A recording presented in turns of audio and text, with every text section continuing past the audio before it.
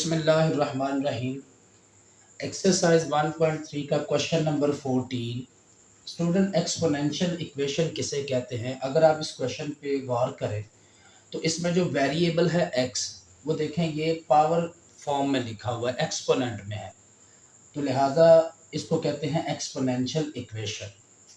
तो अब इसको कैसे सॉल्व करना है, तो आइए हम देखते हैं। सबसे पहले देखें आपने क्या करना है कि देखिए ये जो 2 की पावर माइनस एक्स है, आपने इसको क्या करना है, फ्रैक्शन में लिख लेना है।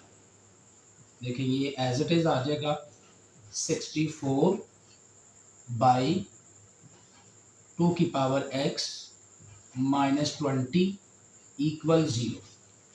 तो स्टूडेंट ये आपने पहला स्टेप कर लेना है, इसको आपने इक्वेशन नंबर 1 का नाम देना है। उसके बाद आपने क्या करना है कि ये जो 2 की पावर एक्स है, इसको आपने किसी वेरिएबल के इक्वल लेट कर लेना है। तो यहां पर हम क्या करेंगे, 2 की पावर x इक्वल वाई, इसको हम इक्वेशन नंबर 2 का नाम भी दे देते हैं।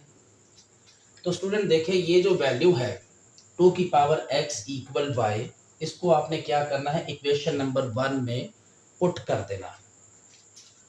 तो यहां पर लिखना है पुट 2 की power x equal Y in equation 1। तो स्टूडेंट देखिए जब आप पुट करेंगे तो यहाँ पर भी y लग जाएगा 64 ओवर, यहाँ पर भी y लग जाएगा। तो देखिए y plus 64 over y minus 20 equal 0। तो स्टूडेंट अब हम क्या करते हैं, इसका फ्रैक्शन खत्म करते हैं। उसके लिए क्या करेंगे कि देखिए ये जो फ्रैक्शन में y लिखा है, हम इस y को इस इक्वेशन से मल्टीप्लाई कर देंगे तो इसके जो फ्रैक्शन है वो खत्म हो जाएगा। तो यहां पर लिखेंगे multiply both sides by y। तो स्टूडेंट जब आप इस इक्वेशन को y के साथ मल्टीप्लाई करेंगे तो देखें y को इस y से मल्टीप्लाई करेंगे तो y स्क्वायर आ जाएगा। फिर उसके बाद जब इस y को इस टर्म से मल्टीप्लाई करेंगे तो 64 आ जाएगा। उसके बाद फिर आपने क्या करना है, इस y को इस टर्म से मल्टीप्लाई करना जो कांस्टेंट है, तो फिर क्या आ जाएगा 20y। और जब y को 0 से मल्टीप्लाई करेंगे तो 0 ही आ जाएगा। स्टूडेंट एक स्टेप में आपने इसको क्या करना है, अरेंज कर लेना है।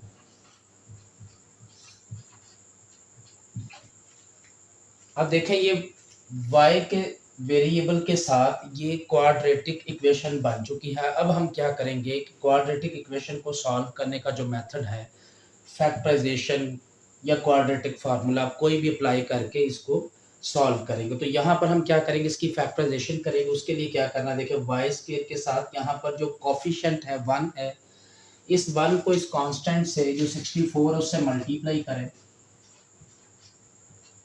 तो आपके पास जो रिजल्टेंट वैल्यू है वो 64 आ जाएगी। फिर आपने क्या करना है कि इन दोनों को प्लस या माइनस करके देखना है कि आपका ये जो मिडिल कांस्टेंट है क्या ये बनता है या नहीं बनता।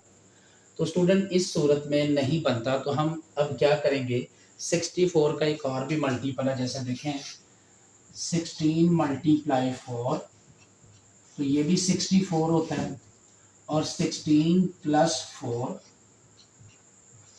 आपका मिडिल कांस्टेंट यानी 20 बन जाता है। तो फिर ये वैलिड मल्टीपल है। अब इसको यहाँ पर अप्लाई कैसे करेंगे, देखिए ये जो पहली टर्म है ये वैसे ही आ जाएगी, ये माइनस का साइन भी वैसे आ जाएगा। इन दोनों डिजिट में से जो लार्ज डिजिट है 16, उसको y के साथ पहले लिखेंगे 16y, फिर उसके बाद इस साइन को, ये प्लस के साइन को इस माइनस के साइन से मल्टीप्लाई करेंगे, प्लस माइनस माइनस आ जाएगा। फिर ये जो स्मॉल डिजिट है 4, इसको भी y के साथ लिख देते हैं। 64 और 0 ये दोनों टर्म्स वैसे ही आ जाती हैं। अब उसके बाद आपने क्या करना है कि देखिए ये पहली जो दो टर्म्स हैं इसमें से कॉमन लेना है आपने, फिर इसी तरह नेक्स्ट टू टर्म में से भी कॉमन लेना है। तो पहली दो टर्म में से y कॉमन आ रहा है, y माइनस 16 रह जाएगा। यहाँ से माइनस का 4 कॉमन लेंगे तो y माइनस 16 आ जाएगा, क्योंकि 4 मल्टीप्लाई 16 64 होता है। तो स्टूडेंट देखेंगे जो ब्रैकेट सेम बन गई है y माइनस 16 ये कॉमन आ जाएगी और y माइनस 4 ये बाकी आ जाएगा। देखें ये दोनों टर्म जीरो के इक्वल हैं, इन दोनों को अलग अलग जीरो के इक्वल कर देंगे और यहाँ से y के आंसर निकालेंगे। तो देखें y minus 16 equal 0, y minus 4 equal 0, y equal 16, y equal 4। तो 16 उस साइड पर जाकर इक्वल की राइट हैंड साइड पर जाकर 16 प्लस का हो जाएगा, माइनस 4 इक्वल के राइट हैंड साइड पर जब हम लेके जाएंगे इस माइनस 4 को तो ये भी प्लस का हो जाएगा। स्टूडेंट उसके बाद आपने क्या करना है कि देखें इक्वेशन नंबर आप 2 पे देखें तो y किसके इक्वल है 2 की पावर x के, तो यहाँ पर हमने y को रिप्लेस कर देना है 2 की पावर x से। तो फ्रॉम इक्वेशन 2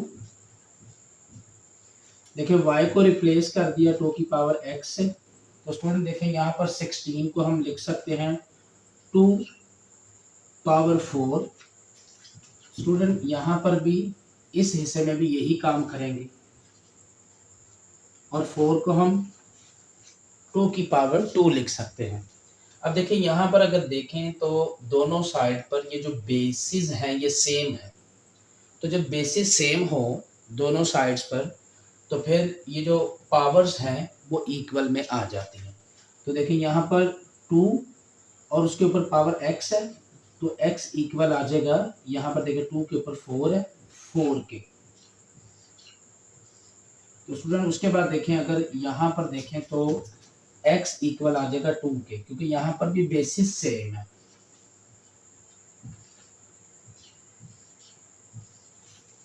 तो स्टूडेंट ये आपके x के आंसर आ जाएंगे, इनको आपने सॉल्यूशन सेट में लिख देना है।